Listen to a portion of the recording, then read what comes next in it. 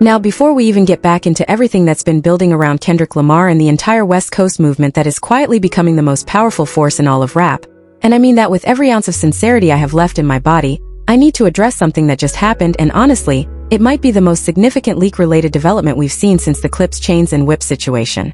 The Compton conductor himself, Kendrick Lamar, has a song called Boom that leaked featuring J-Rock and Vaughn, and within hours Interscope Records came through with the kind of takedown sweep that tells you everything you need to know about what this record actually is and what it was actually meant for. And while that's melting down the internet on one side, on the other side, you have the drop diamond himself, JID, popping up on YG's new single Insecure, alongside TD's very own Absol, and that collaboration is doing a whole lot more than just giving us a good song. It's confirming a shift that's been building under the radar for months. The Fayetteville funnel over there in Dreamville is probably watching this all unfold and feeling things he never expected to feel, and with everything accelerating at once, this video is about to go to a level we haven't hit before. So get ready, leave a like, and I need you to say it with me. Now here's where it all falls apart. Yeah, you already know how this goes. And honestly, this time that might be an understatement because what we're looking at right now isn't just one story, it's 3, 4, maybe 5 narratives all converging at the exact same intersection, and every single one of them points back to the same thing. The West Coast is building something, and everybody who was supposed to be holding people back is about to find out what happens when the talent walks out the door. So let's stack this up because the context here matters. As of June 2026, we have Kendrick Lamar's leaked track Boom getting struck down across multiple platforms by Interscope Records, confirmed, documented, happening in real time. We have TD's President Punch publicly stating that leaks destroy every single great idea, which is about as direct a reaction as you'll ever get from that camp.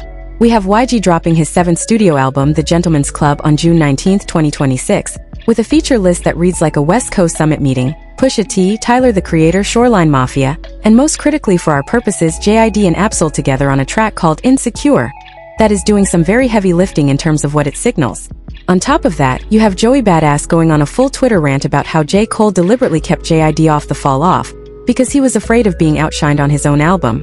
And alongside all of this, you have the ongoing conversation about TD's 20th anniversary compilation project that has been whispered about for over a year now, a label that has signed more artists than ever before, and a creative ecosystem that Kendrick Lamar built and is now seemingly sharing with everybody, except the people who are supposed to be doing that for their own artists. This is really about to be something. And I don't use that phrase lightly. But before we get into the meat of all this, I need you to do 3 things for me right now.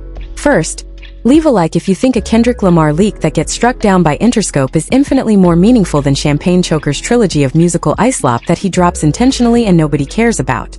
Second, leave a like if you think the scarcity saint over in Fayetteville watching JID pop up on a West Coast track with Absol is currently experiencing a feeling that can only be described as consequences. And third, leave a like if you think the idea of JID signing to PG Lang or TDE is the kind of fan fiction that would make the entire rap game collectively lose its mind, and you're not even mad about it. We are powered up. We're locked in. Let's go. Now let's get into what actually happened here because the details matter. On or around June 11, 2026, a track titled Boom, credited to Kendrick Lamar featuring J-Rock and Vaughn appeared online. The song was immediately identified by listeners as a GNX era recording from 2024, meaning it was created during the same sessions that produced the album that Kendrick surprise dropped in November 2024, the one that hit #1 on Apple Music in over 100 countries, the one that redefined the entire conversation around the Drake situation, the one that made it clear that the Compton conductor was operating on a completely different plane of existence than everybody else in the game. So right off the bat, this is not some random throwaway from some random era. This is from the most important creative period of the most important rapper alive. And the track itself, from what people who heard it before the takedowns have described, features a DMX homage, aggressive delivery from all 3 artists, and the kind of production that sounds like it was built for a purpose, not just left on a hard drive to rot. But here's where it gets really interesting. Almost immediately after the song started spreading, Interscope Records, Kendrick's label, the parent company that oversees his entire distribution apparatus, began issuing copyright strikes across multiple platforms. YouTube videos were taken down. SoundCloud uploads were removed. Social media accounts that posted snippets received takedown notices. This was not a casual, passive response. This was an active, coordinated, aggressive takedown campaign that tells you the label considers this track to be proprietary, valuable, and most importantly, unfinished business. And I need you to understand why that distinction matters, because the internet has been running with this narrative that Kendrick intentionally leaked this to test the waters like the Toronto trough feeder does with his throwaway material. And that narrative is false. I'll explain why in a second, but first, have you lost it yet? Are you seeing what's happening here? Because the implications are massive. Here's the thing about the leak game that a lot of people don't understand. When Aubrey the Test Leaker drops songs intentionally, and we've seen this pattern for years at this point, those songs stay up. They stay accessible. They circulate freely because they were put out directly by the source or someone adjacent to the source before any label infrastructure even had a chance to respond. The whole point of a strategic leak is that you deny involvement while ensuring the content remains available. It's the oldest play in the book, and the 6ix9ine Sloptopian has been running it for the better part of a decade. But what's happening with Boom is the exact opposite. Interscope is actively hunting this song down. They are striking it with the kind of urgency that you only see when a label considers the unauthorized release of a track to be a genuine threat to a planned rollout. And that, right there, tells you everything. Because why would you spend label resources and legal bandwidth chasing down a throwaway, unless it wasn't actually a throwaway? Why would you mobilize your copyright enforcement apparatus for a song that supposedly has no future purpose? You wouldn't. You'd let it circulate, let the fans enjoy it and move on. The fact that Interscope is treating this like a breach of national security tells you that this song was earmarked for something specific. It was being held, it was being saved, and it slipped through the cracks. And this is where the comparison to the Clips situation becomes essential, because we've seen this exact movie before. Last year, the Clips track Chains and Whips leaked without Kendrick's verse initially, but the music databases, the ones that catalog unreleased material and track credits, were already listing Kendrick's name on the track before anyone publicly knew he was involved. The song was pulled, the databases were scrubbed, and then eventually the full version with Kendrick's verse made its way out. The pattern was identical. Leak, takedown, database confirmation, eventual wider circulation. And what that Clip situation proved was that when a label or management team moves aggressively to take down a leaked track, it's because that track is part of a larger plan that hasn't been executed yet. The takedown isn't about embarrassment. It's about protecting an asset that has a future release date attached to it. Now here's where it all falls apart, because Punch just confirmed every single thing I just said without even trying. Terrence Punch Henderson, the president of Top Dog Entertainment, the man who has been described as the Phil Jackson of Kendrick Lamar's early career, the person who coached and guided the Compton Conductor from a talented young rapper into the most feared artist in the entire industry, came out and said publicly that leaks destroy every single great idea. Now I want you to sit with that for a second. The head of TDE, the label that Kendrick Lamar built his entire career on, the man who has been in the room for every major creative decision of the last 15 years, is publicly expressing anger and frustration about this specific leak. And that reaction, more than anything Interscope did, tells you the truth about what Boom actually is. Because if this was genuinely a throwaway, a song that was recorded, rejected, and left to gather dust on a hard drive, Punch wouldn't care. He wouldn't comment. He wouldn't give it oxygen. The fact that he did, and the fact that his comment was specifically about leaks destroying great ideas, tells you that this song was not a cast-off. It was a great idea. It was something that had a purpose, a destination, a plan. And that plan just got compromised. And here's where the theory starts to take shape, because when you look at who is on the track, Kendrick Lamar, J-Rock, and Vaughn, and you combine that with Punch's reaction, and you combine that with the fact that this is clearly a TD-adjacent project rather than a PG Lang or Kendrick solo release, the picture becomes very clear. And my theories are getting more validated by the day, just like so many other people who are paying attention are starting to realize. I don't believe Boom was going to be used for a Kendrick Lamar solo album. I don't think it was meant for the GNX Deluxe Edition or whatever people are hoping for. I think what happened here is that the Compton Conductor opened up the GNX vault, the vault of material that was recorded during that explosive 2024 creative period, and he started sharing. He started giving tracks to other artists on the TDE roster. And in this specific case, Boom was most likely earmarked for one of three destinations: a J-Rock project, a Vaughn project, or the long-discussed TDE compilation album that has been talked about in connection with their 20th anniversary celebrations. And I know what you're thinking, we're technically past the 20th anniversary at this point. TDE has been around since 2004 and we're in 2026 now. But if you've been following this label, you know they don't move on anyone else's timeline. They move when the moment is right. And a compilation album, one that celebrates their established legends while building up their newer signees, would be the perfect vehicle for a track like Boom. You get Kendrick, J-Rock, and Vaughn on the same record, you put it out as a lead single for a label compilation, and you remind the entire industry that TDE is not just a label, it's a dynasty. But the leak disrupted that plan. And Punch's anger is the confirmation. Because why else would you be this mad? Why else would the president of the label publicly comment on a leaked track, unless it was interfering with something that was actively being developed? You don't get angry about throwaways. You get angry about stolen moments, stolen launches, stolen plans. And that's exactly what this is. And here's where it gets even more interesting, and this is something I've been thinking about for a while. I think other artists are eating from the GNX vault right now.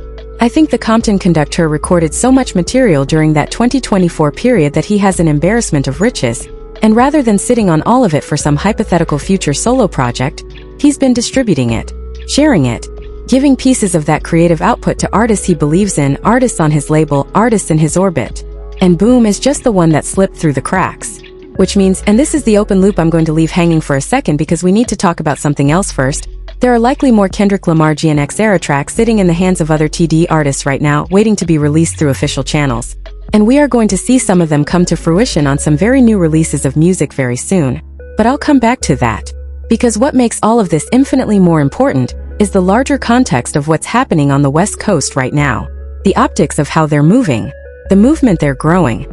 This isn't just about one leaked song. This is about an entire coast organizing, collaborating, and building something that looks an awful lot like the most formidable creative alliance in modern hip-hop. And the next piece of that puzzle just dropped in the form of YG's album, The Gentleman's Club. Now, YG has been building this project up to be something genuinely ambitious. Released on June 19, 2026, through 410K projects, The Gentleman's Club is YG's 7th studio album, and it is a self-examining, high-concept project that tackles image, self-worth, insecurity, and masculinity in a way that YG has never attempted before. This is not the same guy who gave you Toot It and Boot It. This is an artist who is clearly trying to elevate his ceiling, to do something that transcends the category people have put him in. And the album features 15 tracks with guest appearances from Pusha T, Tyler the Creator, Shoreline Mafia, Buddy, and the one that matters most for this conversation, JID and Absol together on track 14, Insecure. And if you've been paying attention to the subtext of everything happening in hip-hop right now, that feature listing should have made you sit up in your chair. Because Insecure is not just a song. It's a statement. You have YG, a Compton veteran, a West Coast pillar, teaming up with Absol, one of TDE's most respected lyricists and a close personal friend of JID, and JID himself, the man who just publicly crashed out on J. Cole and is very clearly in the process of repositioning himself within the rap landscape. And the song they made together is not the barfest you might expect from those three names. Instead, it's a dark, vulnerable anthem about their biggest insecurities. YG and Absol are direct and raw about theirs. JID is insecure about admitting his insecurities, which is itself a meta layer of vulnerability that I think is actually brilliant. And while some people expected something more aggressive from this combination, and I think that's totally reasonable when you see the names involved, I have to give them credit for taking the risk. This is what we want to see more of in hip-hop. Artists stepping outside their comfort zones, being honest, and trusting each other enough to be weak on wax. That takes guts, especially for a lead single.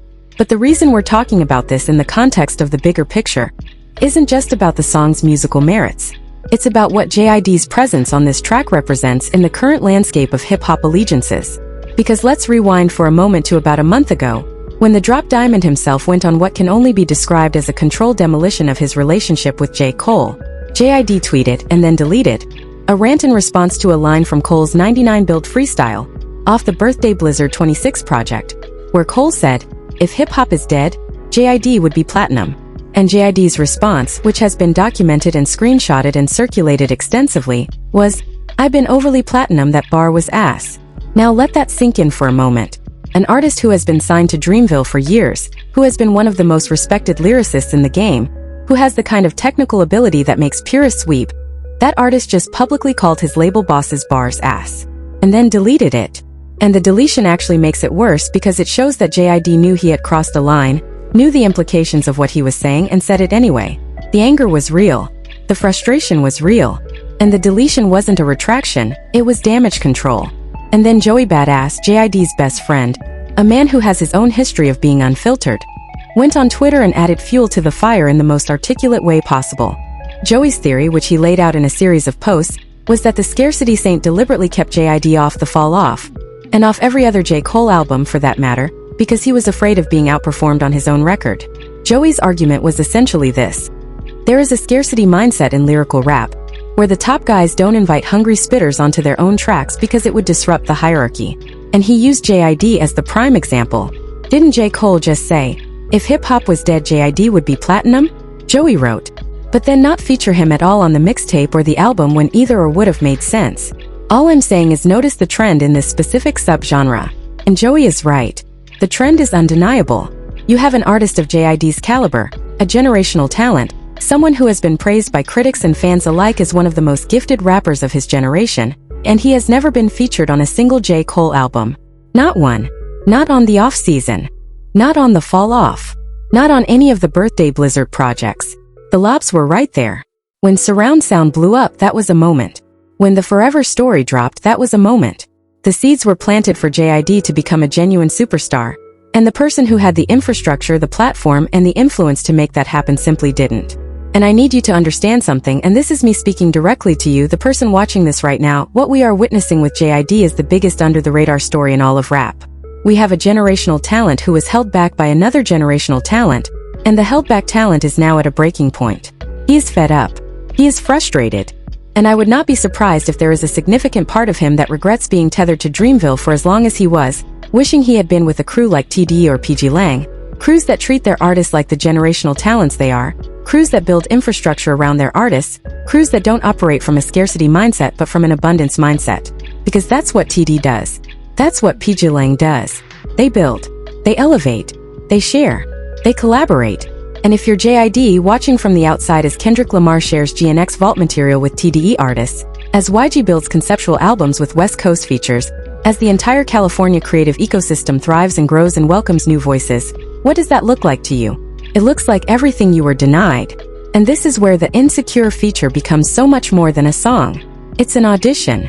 JID showing up on a West Coast track, in the West Coast creative ethos, collaborating with TDE artists and YG. That is a man searching for a new home, a new crew, a new infrastructure, a new set of relationships that will treat him the way he deserves to be treated. And the fact that he chose to do this with Absol, someone he's worked with before, someone he considers a friend, and YG, who is clearly operating within the Kendrick unofficial executive producing universe, tells you exactly which direction the drop diamond is looking. He's looking west. And here's where I need to talk about the business side of this, because from the business side, this is fascinating. JID is signed to Dreamville, which is distributed through Interscope. TDE is also distributed through Interscope. PG Lang is partnered with Interscope as well, which means that from a purely structural standpoint, JID is already in the same distribution family as Kendrick Lamar, as TDE, as the entire West Coast apparatus that we've been discussing. The label politics here are complex but not impenetrable. If JID were to transition, whether that means a formal signing, a joint venture, a creative partnership, or even just a deeper collaborative relationship, the infrastructure already exists to make it happen without the kind of messy label warfare that usually accompanies artist moves of this magnitude. Interscope would benefit from keeping both relationships intact. Dreamville would obviously lose an asset, but from a business perspective, the writing may already be on the wall. When an artist of JID's caliber is publicly expressing frustration, when his best friend is going on record about how he was held back, when he's showing up on West Coast records with TDE artists, the label has to see the signs. And smart labels don't wait for the artist to walk. Smart labels facilitate the transition before it becomes a public relations disaster. But I'll be honest with you, and this is the theory I find most compelling, I don't think JID is going to formally sign anywhere new in the immediate future. I think what we're going to see is something more subtle and ultimately more powerful. I think JID is going to deepen his creative relationships with the West Coast through collaborations, through features, through strategic appearances on albums like The Gentleman's Club. I think he's going to build a bridge, not burn one. And I think the smartest thing he could do, and I would actually give him massive credit for this if he pulls it off, is to maintain his Dreamville contractual relationship while simultaneously building a parallel creative life on the West Coast that eventually becomes his primary artistic home.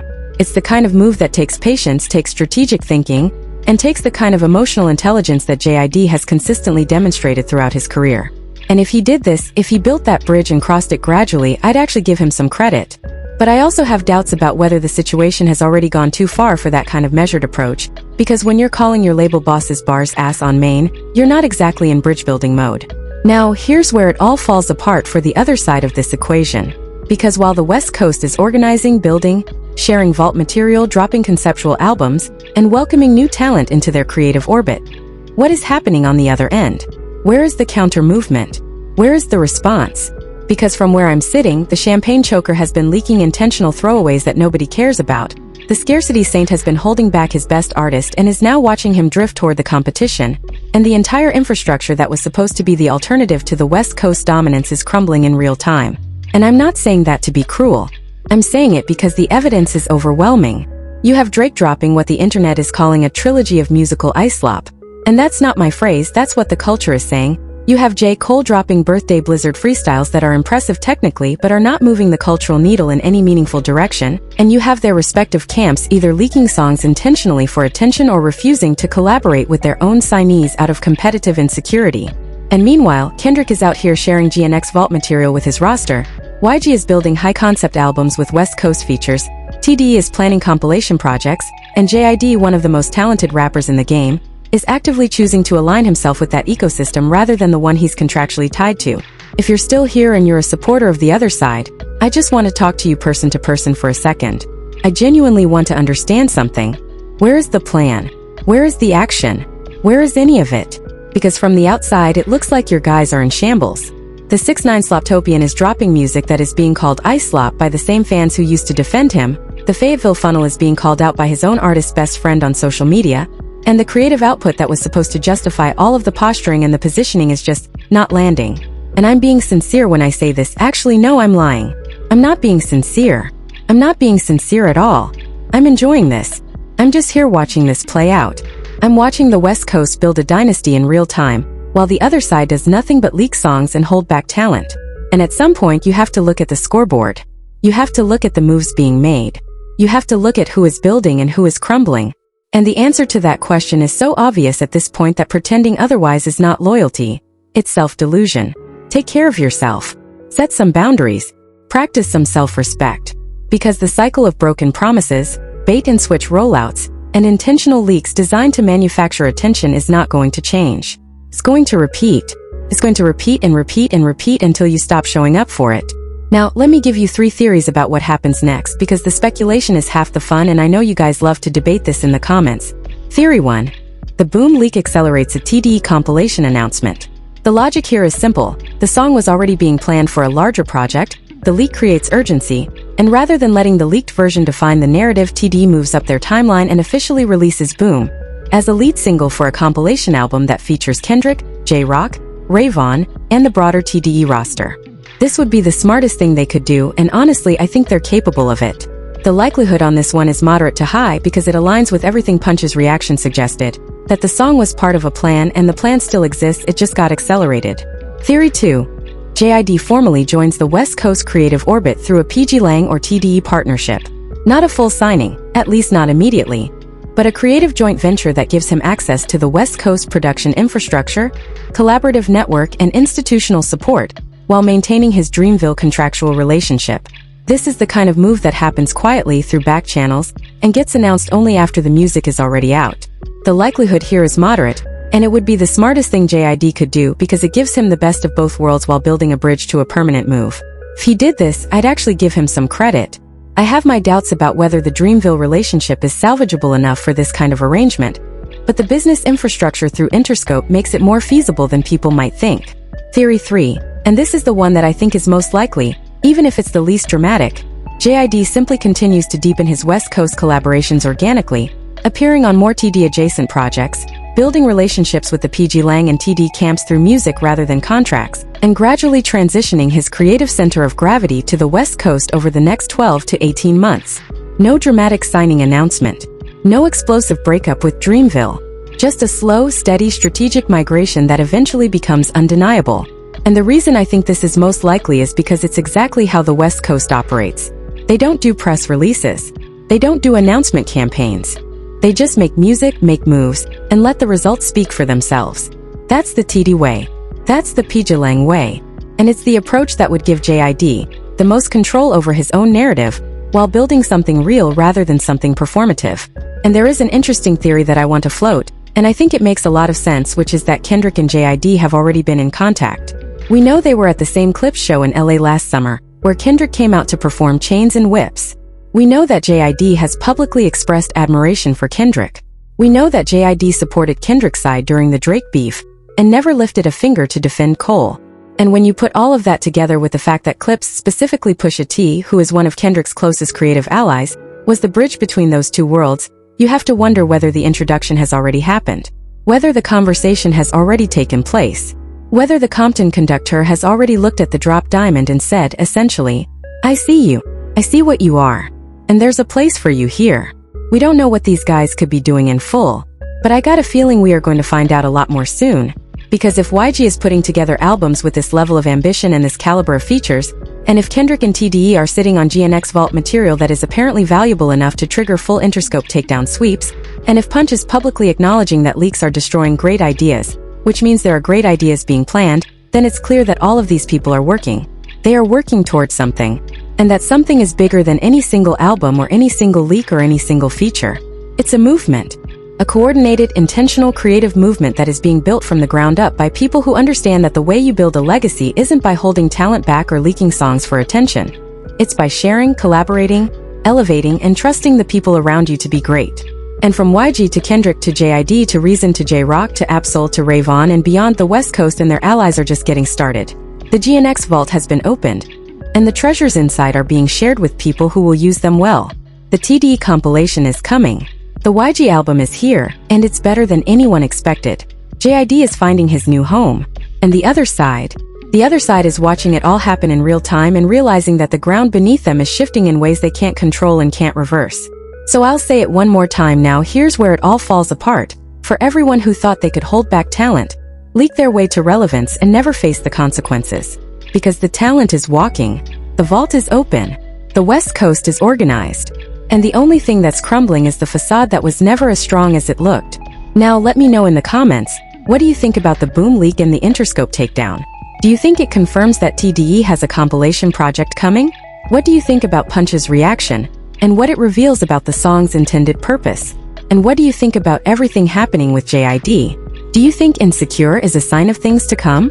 What do you think the chances are of him building a permanent connection with the West Coast? And in a dream fanfiction world, I've said this before, I don't think it's going to come true, so don't get your hopes up. Would you want to see JID signed to PG Lang or TD? Because I think they could do absolute wonders for him. But listen, if you made it to this point in the video, thank you for watching. You are amazing, and be sure to leave a like, subscribe, and hype up the video if you haven't already. It really does make a big difference, and it helps me out a ton. And if you want to see the video I made before this, where I broke down how Kendrick Lamar had even more massive leaks coming beyond just Boom, and where we found out some other very big things that are showing that so much more is coming down the line, you really need to see that to understand the full picture of what's being built. So check out the suggested video on your screen right now. Don't miss it. We'll see you over there.